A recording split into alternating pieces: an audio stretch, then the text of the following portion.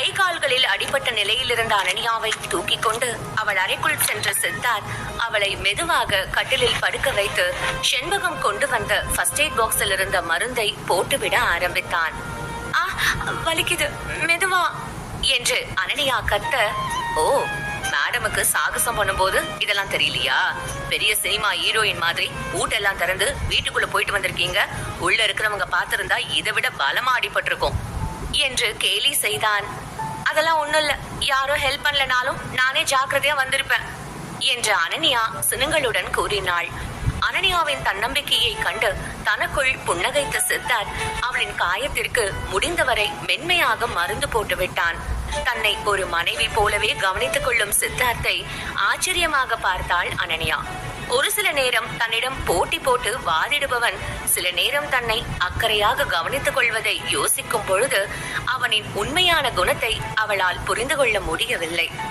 கால் விரல்களில் மருந்து போட்டுவிட்ட சித்தார்த் மெதுவாக அவள் போட்டிருந்த மேக்ஸி டிரெஸ்ஸை தூக்கிவிட்டு முழங்கால் பார்க்க அது முழுவதும் சிராய்ப்பு ஏற்பட்டு காயமாக இருந்தது. சித்தார்த் அவளை நெருங்கி சென்று அவளின் பாதங்களை தொட்டு முழங்காலில் இருந்த துணியை விலக்கும் போது அனன்யாவிற்கு வெட்கத்தில் முகம் சிவந்து போனது. இல்ல பரவாயில்ல, நான் பாத்துக்கிறேன் என்று அனன்யா வெட்கப்பட, டாக்டர் மாதிரி நினைச்சுக்கோ என்று சொல்லிக்கொண்டே சித்தார்த் எந்த சங்கடமும் இல்லாமல் அவளுக்கு மென்மையாக மருந்து போட்டு விட்டான். சித்தார்த்தின் நெருக்கமும் தொடுதலும் அனன்யாவின் உடலை சிலிர்க்க வைக்க தன் உணர்வுகளை கட்டுப்படுத்த முடியாதவள் கண்களை மூடிக்கொண்டாள். வெட்கத்தில் அவளின் முகம் ரோஜா இதழை விட அதிகமாக சிவக்க தொடங்கியது. கடவுளே, என்னை ஏன் இப்படி டார்ச்சர் பண்ற? என்னால இவர்கிட்ட நெருங்கவும் முடியல, விலகி போகவும் முடியல.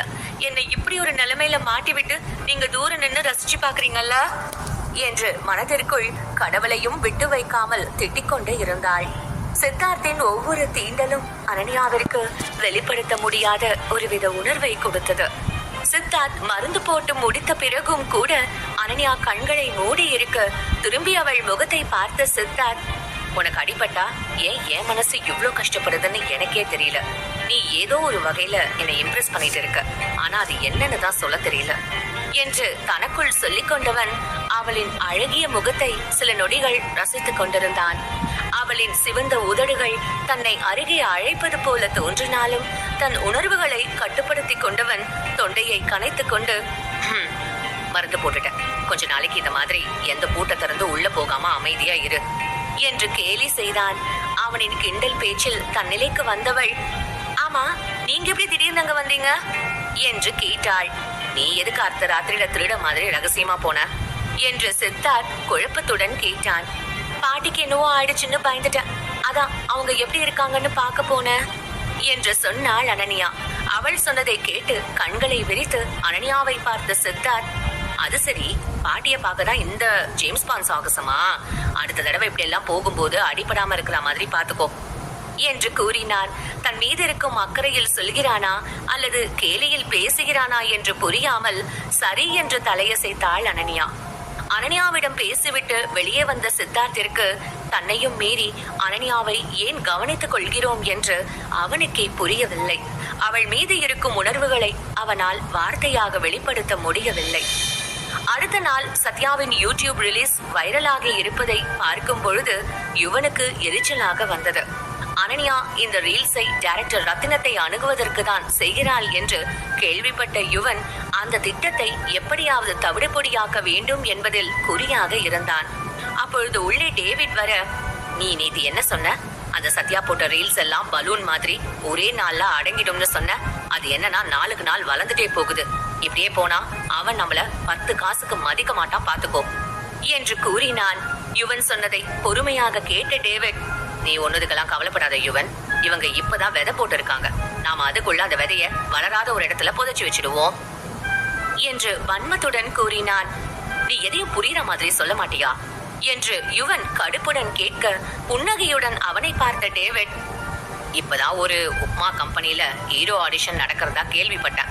நம்ம பாஸ் விஷால வச்சு இதுல மெயின் ஹீரோ அவன் தான் சொல்லி அவன் இதுல கோத்து விட்டுடலாம், கடைசி வரைக்கும் அவன் தலை தூக்க முடியாது என்று சத்தமாக சிரித்தார். மறுபுறம் காலையில் எழுந்த அனன்யாவிற்கு முட்டி வலி மோசமாக இருக்க அவளால் தரையில் காலை எடுத்து வைக்க முடியவில்லை.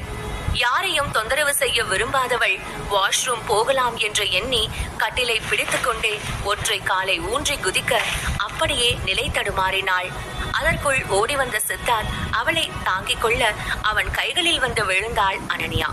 சத்தம் கேட்டு அறைக்குள் ஓடி வந்த மித்ரன் அனன்யா கை கால்களில் அடிபட்டு இருப்பதை பார்த்து, ஐயோ அம்மா, உங்களுக்கு என்னாச்சு? ஏன் கை கால்லாம் இப்படி அடிபட்டு இருக்கு என்று வருத்தமாக கேட்டான். மித்ரனின் கவலையான முகத்தை பார்த்த சித்தார்த், அது ஒண்ணும் இல்ல மித்ரன், நைட்டு உங்க அம்மாவுக்கு தூக்கம் வரலன்னு வெளியில வாக்கிங் போனாங்களாம். அப்போ தரையில கிடந்த ஒரு பெரிய கல்ல கவனிக்காம கீழே விழுந்துட்டாங்க. அதுல பாவம் அடிபட்டுடுச்சு, அப்படிதானே என்று சொல்லி அனன்யாவை நக்கலாக பார்த்தான். அனன்யாவும் மித்ரனுக்கு என்ன சொல்லி விளக்குவது என்று புரியாமல் சித்தார்த் சொன்ன பொய்யை ஆமோதிப்பது போல தலையசைத்தாள். என்ன கூப்பிட்டு இருந்தா நான் உங்களோட வந்திருப்பேன்ல, ஏன் தனியா போனீங்க? அதான் அடிபட்டுடுச்சு பாருங்க என்று கவலையாக சொன்னான் மித்ரன். நானும் இததான் உங்க அம்மா கிட்ட சொல்லிட்டு இருந்தேன் என்று சொல்லி மர்மமாக சிரித்தான் சித்தார்த். சித்தார்த் தன்னை கேலி செய்வதை புரிந்து கொண்ட அனன்யா உடனே பேச்சை மாற்றும் விதமாக, சாரிடா செல்லோ, அடுத்த தடவை கண்டிப்பா அம்மா நீங்க இல்லாம எங்கேயும் போக மாட்டேன் டீல் என்றாள். பின்பு சித்தார்த் மீது சாய்ந்திருப்பதை உணர்ந்தவள் எழ முற்பட்ட போது சித்தார்த் அவளை தடுத்து நிறுத்தி, நானே தூக்கிட்டு போறேன் என்று சொல்லி மெதுவாக அவளை வாஷ்ரூம் வரை தூக்கி கொண்டு சென்றான். பின்பு அவள் வெளியே வந்ததும் அனன்யாவை தன் கைகளில் ஏந்தி கொண்டவன் மீண்டும் படுக்கையில் உட்கார வைத்தான். தன் அப்பா அம்மாவை அக்கறையாக கவனித்துக் கொள்வதை கண்ட மித்ரன், வாவப்பா, நீங்க ஒரு சூப்பர் டாட் மட்டும் இல்ல, சூப்பர் ஹஸ்பண்ட் கூட. அம்மாவை எவ்வளவு நல்லா கவனிச்சுக்கிறீங்க. நானும் பெரியவனானதும் இப்படிதான் அம்மாவை நல்லா கவனிச்சுக்குவேன் என்று உற்சாகத்துடன் கூறினான். அவன் சொன்னதை கேட்ட சித்தார்த், அம்மாவை மட்டும் இல்ல, வளர்ந்ததும் நமக்காக வர பொண்டாட்டியையும் நல்லா கவனிச்சுக்கணும் என்று கூறினான். அவனின் வார்த்தைகள் அனன்யாவின் இதயத்தை படபடக்க செய்தது. தனக்கு வரப்போகும் கணவன் எப்படியெல்லாம் தன்னை கவனித்துக் கொள்ள வேண்டும் என்று ஒரு காலத்தில் கனவு கண்டாலோ அது போலவே இருந்தது சித்தார்த்தின் ஒவ்வொரு அணுகுமுறையும். அதை பார்க்கும் பொழுது சித்தார்த் தனக்கு துணையாக இருந்திருக்க கூடாதா என்று யோசித்தாள் அனன்யா. அன்று ஒரு நாள் மட்டும் அனன்யா ஆபீஸிற்கு செல்லாமல் விடுமுறை எடுத்துக்கொள்ள சித்தார்த்தும் ஆபீஸ் வேலைகளை வீட்டிலேயே பார்த்து கொண்டு அனன்யாவையும் கவனித்துக் கொண்டான். சித்தார்த் தன் மீது ஒவ்வொரு முறையும் அக்கறையுடன் நடந்து கொள்ளும் பொழுது அந்த கவனிப்பு அனன்யாவை தடுமாற வைத்தது. அடுத்த நாள் காலை சித்தார்த் வழக்கம் போல அலுவலகத்திற்கு சென்று தன் கேபினில் உட்காரும் பொழுது அவருடைய டேபிளில் எந்த அட்ரஸும் இல்லாமல் ஒரு போஸ்ட் வந்திருந்தது. அதை எடுத்து பார்த்தவன் கோபமாக தன் பிஏவை அழைக்க பயத்துடன் ஓடி வந்தவன், சாரி சார், நானும் இப்பதான் வந்தேன். இந்த போஸ்ட் யாரு எப்போ வச்சதுன்னு தெரியல, நான் விசாரிச்சு சொல்றேன் என்று கூறினான். கோபத்துடன் பல்லை கடித்த சித்தார்த், டூ இட் என்று சொல்லி அமைதியாக போஸ்டை கையில் எடுத்த சித்தார்த், இங்க ஒர்க் பண்ற எல்லார்கிட்டயும் சொல்லிடு, இந்த மாதிரி அட்ரஸ் இல்லாம போஸ்ட் வந்தா கொண்டு வந்தவனை பிடிச்சு வைக்கணும்னு சொல்லு என்று உத்தரவிட்டான். சித்தார்த் சொன்னதை கேட்ட பிஏ தயக்கத்துடன் அவனை பார்த்து, அப்ப நான் இந்த போஸ்ட் எடுத்துட்டு போய் டஸ்ட்பின்ல போடட்டுமா என்று கேட்க சித்தார்த் அவனை முறைத்து பார்த்ததும் ஒரே ஓட்டமாக அங்கிருந்து வெளியேறினான். பிஏ வெளியேறியதும் தயக்கத்துடன் அந்த போஸ்டை திறந்த சித்தார்த் அதற்குள் ஒரு 3 மாத குழந்தையின் புகைப்படத்தை கண்டு வியந்தான். திகைப்புடன் அதை திரும்பி பார்க்க அந்த போட்டோவின் பின்னால், இந்த குழந்தை யாருன்னு கண்டுபிடிச்சா 6 வருஷத்துக்கு முன்னாடி உன் கூட இருந்த பொண்ணு யாருன்னு தெரிஞ்சுக்கலாம் என்று எழுதியிருந்தது. அதை கண்டு திகைத்த சித்தார்த், இந்த குழந்தை யாரு, எதுக்காக இந்த குழந்தை போட்டோவை எனக்கு அனுப்பி எப்படி கன்ஃபியூஸ் பண்றது, இதுக்கு பின்னாடி யார் இருக்காங்கன்னு புரியலையே என்று தனக்குள் யோசித்தவன் அந்த குழந்தையின் புகைப்படத்தையே பார்க்க அந்த கண்களை எங்கோ பார்த்தது போல தோன்றியது. யாரோ என்னோட கடந்த காலத்தை பத்தி தெரிஞ்சுக்கிட்டு என்கிட்ட விளையாடுறாங்க என்றவன் செக்யூரிட்டியை அழைத்து இதை பற்றி கண்டுபிடிக்க சொன்னான். அடுத்த நாள் தன் அலுவலகத்திற்கு வந்த அனன்யாவை முதலாளி அழைப்பதாக சொன்னதும் குழப்பத்துடன் உள்ளே செல்ல அங்கே விஷாலும் அவனை சுற்றி யுவனும் டேவிடும் நின்றிருந்தனர். முதலாளி இடத்தில் விஷால் உட்கார்ந்து இருப்பதை கவனித்த அனன்யா தன் அருகில் இருந்த ஊழியரிடம் அவனை பற்றி விசாரிக்க, அவர்தான் விஷால் அபிமன்யு என்றார் அவர். பேரை கேட்ட அனன்யா குழப்பத்துடன் தன் மனதிற்குள், இந்த ஆள் பேரு விஷால் அபிமன்யு, இவனுக்கும் சித்தார்த்துக்கும் ஏதாவது சம்பந்தம் இருக்குமா என்று யோசித்தாள். அதற்குள் அங்கு நின்றிருந்த யுவன் அவளை நக்கலான பார்வை பார்த்து, SS மீடியா எடுக்கிற புது படத்துக்கு ஹீரோவா நம்ம சத்யாவை செலக்ட் பண்ணியிருக்காங்க. அடுத்த 6 மாசத்துக்கு அவனோட கால் ஷீட் அவங்களுக்கு தான் கொடுக்கணும்னு சொல்லியிருக்காங்க என்று கூறினான். அதை கேட்ட அதிர்ச்சியான அனன்யா, யாரு கேட்டு இந்த முடிவெடுத்தீங்க? நான் சத்யாவை அந்த மாதிரி பேர் தெரியாத ஒரு கம்பெனி படத்துல நடிக்க அலோவ் பண்ண மாட்டேன். நான் அவனை வளர்த்து விடுறதே ரொம்ப பெரிய ஆக்டர் ஆக்கணும்னு தான். இப்படி முன்ன பின்ன தெரியாத இடத்துல சத்யா போனா அவனோட ஃபியூச்சர் ஸ்பாயில் ஆயிடும் என்று வாதிட்டாள் அனன்யா. ஹலோ மேடம், அதை நீங்க முடிவெடுக்க கூடாது. அந்த கம்பெனியோட புது படத்துக்கு சத்யா தான் மெயின் ஹீரோ. அது எப்படி அவனோட ஃபியூச்சரை ஸ்பாயில் பண்ணும்னு சொல்றீங்க? இது நிச்சயமா சத்யாவுக்கு நல்ல ஆஃபர். ஒழுங்கா அவனோட வழியில இருந்து விலகி நில்லுங்க. அவனுக்கு தானா நல்ல ஃபியூச்சர் அமையும் என்று அனன்யாவை கோபப்படுத்துவது போல பேசினான் டேவிட். அவன் பேசியதை கேட்ட அனன்யா அவனை முறைத்து பார்க்க விஷால் அருகில் இருந்த தைரியத்தில் திமிராக அனன்யாவை எதிர்கொண்டான் டேவிட். யுவன், டேவிட் இருவரும் சேர்ந்து சத்யாவின் எதிர்காலத்தை வீணாக்க பார்ப்பதை புரிந்து கொண்ட அனன்யா மிகவும் தைரியமாக விஷாலை பார்த்து, அப்படியெல்லாம் யாருக்கும் சத்யாவை கொடுக்க முடியாது. நான் அவனை ஒரு நல்ல நிலைமைக்கு கொண்டு வருவேன்னு சொல்லியிருக்கேன். இப்படி ஏதோ ஒரு உப்மா கம்பெனில ஹீரோ சான்ஸ் வாங்கி கொடுக்கறேன்னு சொல்லி ஏமாத்துறவங்க கையில கொடுக்க முடியாது என்று திட்டவட்டமாக கூறினாள். அனன்யாவின் அழகில் மட்டுமல்லாமல் அவளின் தைரியத்திலும் விஷால் மயங்கி போனான். வாவ், எவ்வளவு போல்டா, யாருக்கும் பயப்படாம தன்னோட கருத்தை சொல்றா. இந்த மாதிரி ஒரு பொண்ணு நம்ம கம்பெனில இருக்கிறது நமக்கு நல்லதுதான் என்று தனக்குள் நினைத்து கொண்ட விஷால், நீங்க பாருங்க மேடம், நீங்க எப்போ அவனுக்கு சான்ஸ் வாங்கி கொடுத்து எப்போ ஃபேமஸ் ஆக்க முடியும்னு சொல்லுங்க. நாம இப்ப வர சான்ஸை விட்டுட்டு வருமா வராதான்னு தெரியாத ஒரு வாய்ப்புக்காக காத்திருக்க முடியாதுல்ல என்று கூறினான். விஷால் சொன்னதை கேட்ட அனன்யா சில நொடிகள் எதையோ யோசித்து விட்டு, இப்ப உங்களுக்கு என்ன சார் வேணும்? சத்யாவுக்கு இதை விட பெரிய ப்ரொடக்ஷன், பெரிய டைரக்டர் கிட்ட வேலை பார்க்குற சான்ஸ் கிடைச்சா இந்த ஆஃபரை கைவிட்டுடுவீங்கல்ல என்று கேட்டாள். அஃப்கோர்ஸ், ஆனா அதுக்காக ரொம்ப நாள் வெயிட் பண்ண முடியாது இல்லையா என்று விஷால் சொல்ல, ரொம்ப நாள் வேண்டாம், ஒரு 2 நாள் மட்டும் எனக்கு டைம் கொடுங்க. நீங்க எதிர்பார்க்கறத விட ஒரு பெரிய டைரக்டர் கூட சத்யா வேலை பார்க்குற மாதிரி நான் ஏற்பாடு பண்றேன் என்று உறுதியுடன் சொல்லிவிட்டு யாருடைய பதிலையும் எதிர்பார்க்காமல் அங்கிருந்து வெளியேறினாள். அனன்யாவின் துணிச்சலான பேச்சு அங்கிருந்த விஷாலை தவிர மற்ற அனைவரையும் எரிச்சலடைய செய்தது. தன்னுடைய அனைத்து பிளானையும் கெடுத்த அனன்யாவை மனதிற்குள் திட்டிக் கொண்டு வெளியேறினான் யுவன். அனன்யா செல்வதையே ரசித்துக் கொண்டிருந்த விஷாலை பார்த்த டேவிட், என்ன சார், அந்த மேடம் மேல உங்களுக்கு ஒரு கண்ணு போல என்று கேட்டதும் தன் பார்வையை திருப்பிக் கொண்ட விஷால், எப்படி கண்டுபிடிச்ச என்று குழப்பமாக கேட்டான். அதான் உங்க முகமே காட்டி கொடுக்குதே. நீங்க கவலைப்படாதீங்க சார், அந்த அம்மாவை எப்படியாவது உங்க வழிக்கு கொண்டு வந்துடலாம் என்று விஷாலின் ஆசையை மேலும் தூண்டிவிடும் விதமாக கூறினான். அனன்யாவின் அழகும் அவளின் இளமையும் விஷாலை ஈர்க்க அவளை அடைய வேண்டும் என்ற எண்ணம் அவனுக்கு அதிகமானது. அலுவலகத்தில் நடந்த பிரச்சனையின் காரணமாக அனன்யா மிகவும் டென்ஷனாக வீட்டிற்குள் வந்தாள். அவளை பார்க்கும் பொழுதே தன் அம்மாவின் மூட் சரியில்லை என்று உணர்ந்த மித்ரன் மிகவும் அமைதியான குழந்தையாக நடந்து கொண்டான். தன் அறைக்குள் வேகமாக திரும்பிய அனன்யா, எனக்கு நேரம் அதிகம் இல்ல, எதுவா இருந்தாலும் சீக்கிரம் செய்யணும், சத்யா உங்க கைக்கு போக கூடாது என்று புலம்பிக் கொண்டே அறைக்குள் பூனை போல முன்னும் பின்னுமாக நடந்து கொண்டிருந்தாள். அப்பொழுது செண்பகம் அவளை சாப்பிட அழைக்க ஃப்ரெஷ் அப் ஆனதும் கீழே இறங்கி வந்தாள் அனன்யா. மித்ரன் அவளை தொந்தரவு செய்யாமல் அவனாகவே சாப்பிடுவதை கண்ட அனன்யா, அடடா, இன்னைக்கு மித்துக்குட்டி ரொம்ப குட் பாயா நடந்துக்கிறானே, இப்படிதான் எப்பவும் சீக்கிரம் வந்து சாப்பிடணும், சரியா என்று கேட்க சமத்து குழந்தையாக தலையசைத்தான் மித்ரன். அதே நேரம் சரியாக வீட்டிற்குள் நுழைந்தான் சித்தார்த். மித்ரன் சாப்பிடுவதை கண்டவன், இங்க பாருடா, அம்மா பக்கத்துல ரொம்ப நல்ல பையனா உட்காந்து மித்ரனே தனியா சாப்பிடுறான் என்று ஆச்சரியமாக கேட்க, ஆமாப்பா, நான் தான் வளர்ந்துட்டேன் இல்லையா, அதான் குட் பாயா தனியா சாப்பிடுறேன் என்று சொல்லிக்கொண்டே மித்ரன் அனன்யாவை பார்க்க சொல்லி சித்தார்த்திடம் கஞ்சாடை காட்டினான். அனன்யாவின் முகத்தை பார்க்கும் பொழுதே அவளின் மனநிலை சரியில்லை என்று சித்தார்த்திற்கு புரிந்தது.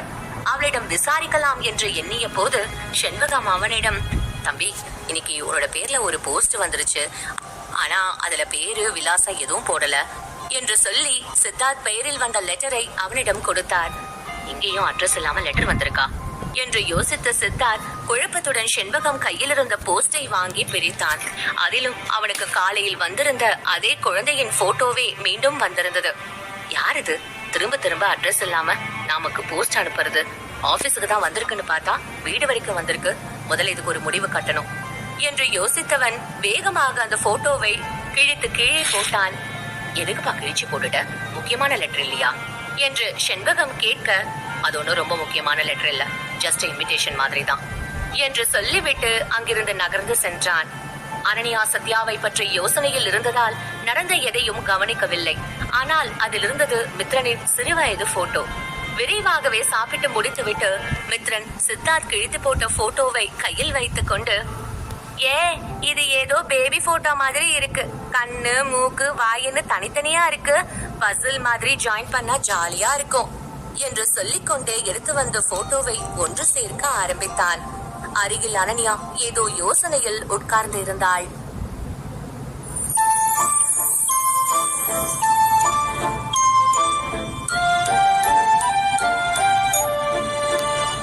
எபிசோட் 32.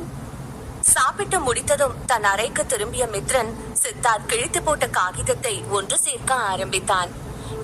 இதெல்லாம் பார்க்க ஏதோ பசில் மாதிரி இருக்கு. இந்த பேப்பரை ஒன்று சேர்த்தா என்ன வரும்னு பாப்போம் என்று சொல்லிக்கொண்டே ஒவ்வொரு பாகத்தையும் தன் நோட்டு புத்தகத்தில் வைத்து ஒன்று சேர்த்தான். மொத்தமாக சேர்த்துவிட்டு பார்க்கும் பொழுது அதில் ஒரு அழகிய குழந்தை படம் தெரிய, இது ஒரு பேபி போட்டோ. இத போய் எதுக்காக அப்பா கிழிச்சு போட்டாரு? பார்க்க செம கியூட்டா இருக்கு. நாம இத நாளைக்கு அம்மாவுக்கும் அப்பாவுக்கும் காட்டலாம் என்று நினைத்து கொண்டவன் மெதுவாக அந்த நோட்டு புத்தகத்தை மூடிவிட்டு தூங்க சென்றான். அடுத்த நாள் காலையில் அனன்யா விரைவாகவே எழுந்து கொண்டாள். விஷால் கொடுத்த 2 நாள் கெடுவில் இன்று முதல் நாள் என்பதால் அடுத்து என்ன செய்ய வேண்டும், யாரை சந்திக்க வேண்டும் என்று யோசித்துக் கொண்டிருந்தாள். அப்பொழுது அவளுடைய அறைக்குள் உற்சாகமாக வந்த மித்ரன், அம்மா நான் உங்களுக்கு ஒண்ணு காட்டணும் என்று சொல்லிக்கொண்டே மகிழ்ச்சியாக ஓடி வந்தான். பிறகு தன் கையில் இருந்த நோட்டு புத்தகத்தை மெதுவாக விரித்த மித்ரன், இங்க பாருங்க நான் என்ன பண்ணிருக்கேன்னு. நான் இதுல அழகா கண்ணு மூக்கு வாயின்னு ஒண்ணு சேர்த்தேனா என்று சொல்லிக் கொண்டிருக்கும் பொழுதே வேகமாக அந்த நோட்டு புத்தகத்தை மூடிய அனன்யா, இங்க பாரு மித்ரன், அம்மாவுக்கு இப்போ நீ சொல்ற எதையும் கேட்கறதுக்கு டைம் இல்ல. இன்னைக்கு சீக்கிரமாவே ஆபீஸ் போகணும். நீயும் சீக்கிரமா ஸ்கூலுக்கு ரெடி ஆகு. நான் உன்னை டிராப் பண்ணிட்டு கிளம்பணும் என்று சொன்னாள். தான் ஆசையாக காட்ட வந்ததை அனன்யா பார்க்காமல் மூடியதை நினைத்து முகம் வாடி போன மித்ரன், 1 minute மா என்று பாவமாக கேட்க அனன்யா அவன் முகத்தை கூட கவனிக்காமல், சொல்றல மித்ரன், அம்மாவுக்கு டைம் ஆயிடுச்சுன்னு என்று சத்தம் போட்டாள். அவள் கோபத்துடன் பேசியதில் மித்ரனின் முகம் தொங்கி போனது. அனன்யா அந்த புகைப்படத்தை பார்த்திருந்தாள். அவளுக்கு இது மித்ரனின் படம் என்று தெரிந்திருக்கும். இது என் சித்தார்த் கைக்கு வந்தது என்ற சந்தேகம் வந்து அனைத்து உண்மைகளும் வெளிவரும் விளிம்பில் இருந்தது. தன் வேலையில் இருக்கும் டென்ஷனை குழந்தையிடம் காட்டிவிட்டோம் என்று உணர்ந்த அனன்யா அவன் அருகில் வந்து மண்டியிட்டு, சாரி செல்லம், அம்மாவுக்கு இன்னைக்கு ரொம்ப அவசரமான ஒரு வேலை இருக்கு, அதான் கோவமா பேசிட்டேன். நீ ரெடி ஆயிட்டு வந்து காட்டு, அம்மா பாக்குற என்று கூறினாள். அனன்யா பார்ப்பதாக வாக்குறுதி கொடுத்ததும் மகிழ்ச்சியான மித்ரன், இதோ 2 minutesல ரெடி ஆயிட்டு வந்துடுறேம்மா என்று துள்ளி குதித்து தன் அறைக்குள் ஓடினான்.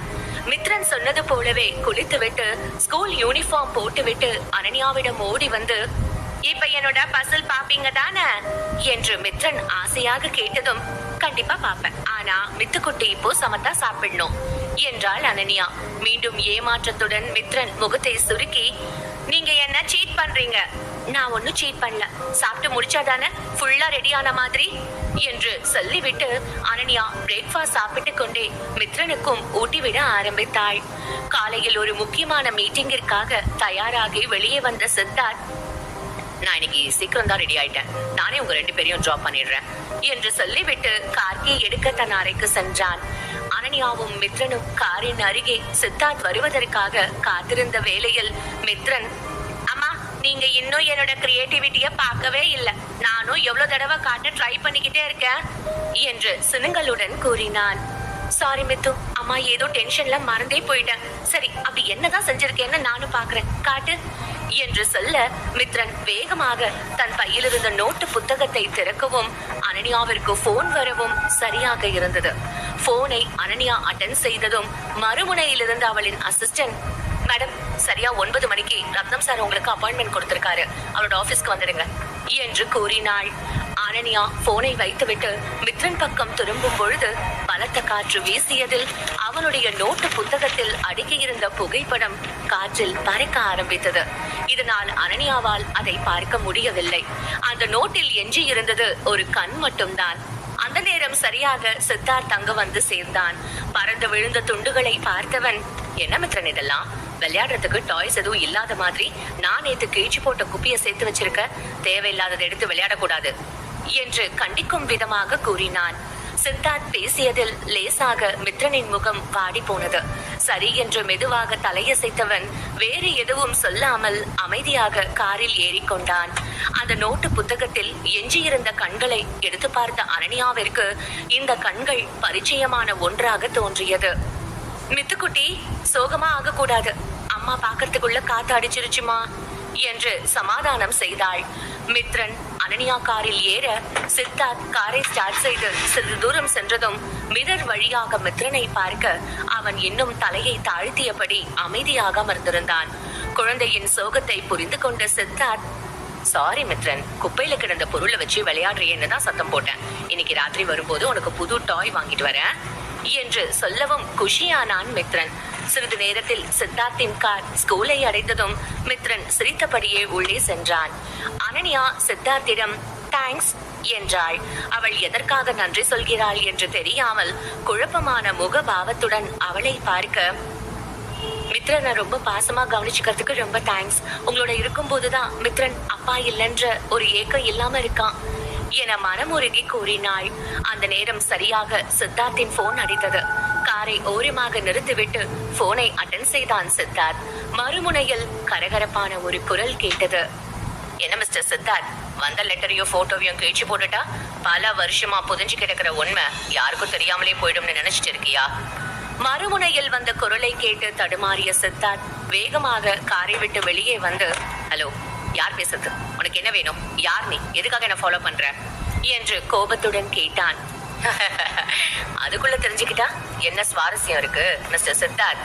முதல்ல உன்னோட இருந்த பொண்ண யாருன்னு தெரிஞ்சுக்கோங்க, அப்புறம் நான் யாருன்னு தெரிஞ்சுக்கலாம் என்று கூறினான். அவன் சொன்னதை கேட்டு கோபமான சித்தார்த், எனக்கு யாரையும் தெரிஞ்சுக்கணும்னு அவசியம் இல்ல, இப்படி என்ன பிளாக்மெயில் பண்ணா அதுக்கு அடங்கிடுவேன்னு நினைக்கிறியா என்று சீறினான் சித்தார்த். என்ன மிஸ்டர் சித்தார்த், உங்களுக்கு எந்த கவலையும் இல்லைன்னா எப்பவும் என்னோட காலை கட் பண்ணிட்டு போக வேண்டியது தானே? உங்களுக்கு பழைய உண்மையை தெரிஞ்சுக்க வேண்டிய அவசியம் இருக்கு என்று மறுமுனையில் இருந்தவன் சொன்னான். இப்போ உனக்கு என்னதான் வேணும் என்று சித்தார்த் பல்லை கடித்துக் கொண்டு கேட்க, நீ அந்த பொண்ணு கூட இருந்தா அதே ஹோட்டல் ரூம் நம்பர் 21க்கு வந்தா எல்லாமே புரியும் என்று சொல்லிவிட்டு போனை வைத்தான்.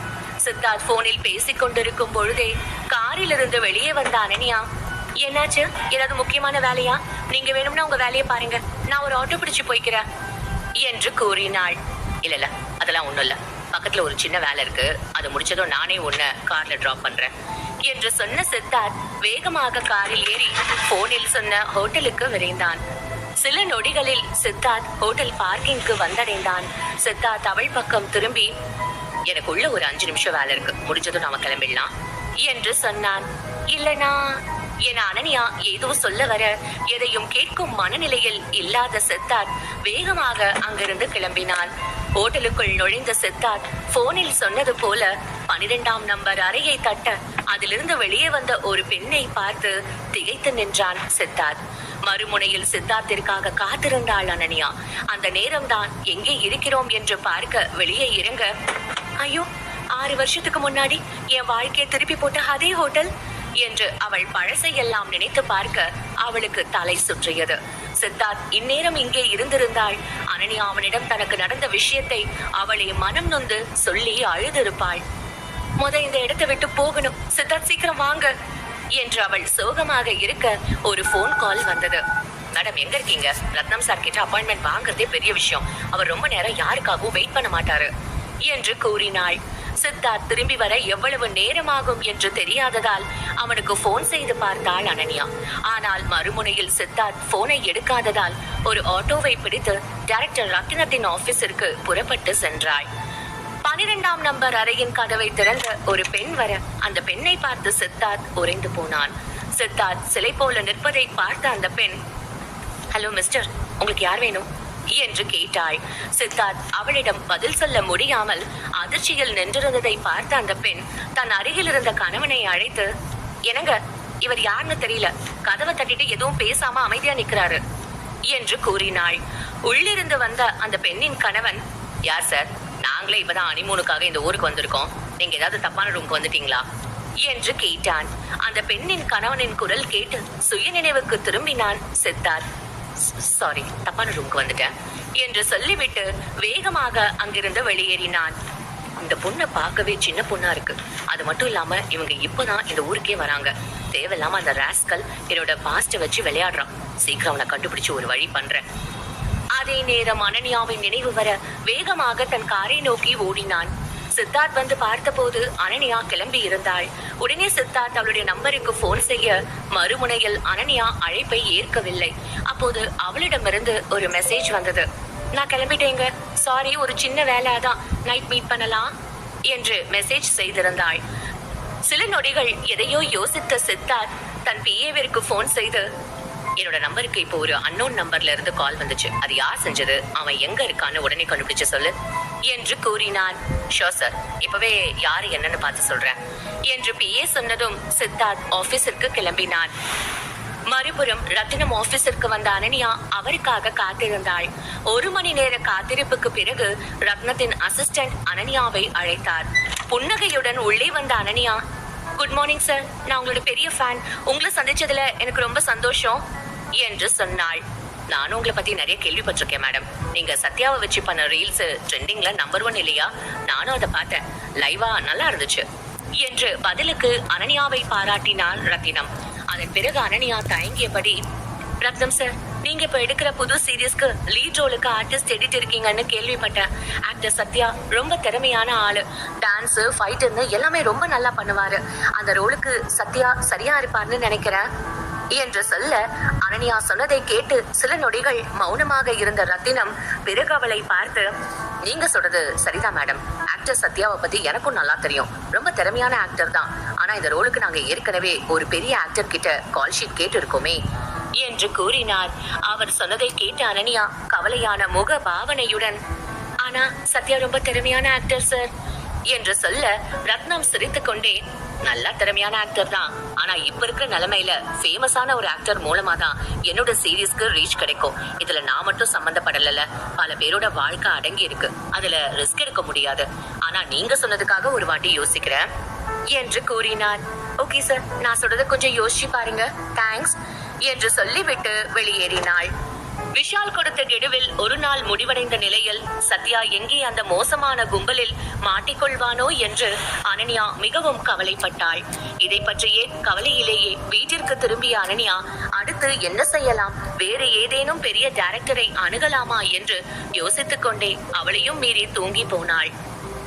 தன் வேலையை முடித்துவிட்டு வீடு திரும்பிய சித்தார்த் அனன்யாவை பார்த்து இன்று தனியாக விட்டு சென்றதற்கு மன்னிப்பு கேட்கலாம் என்று அவன் அறைக்கு செல்ல, அனன்யா தூக்கத்தில், இல்ல சத்யா, நான் நிச்சயம் உனக்கு ஏதாவது ஒரு நல்ல வழிய காட்டுவேன்.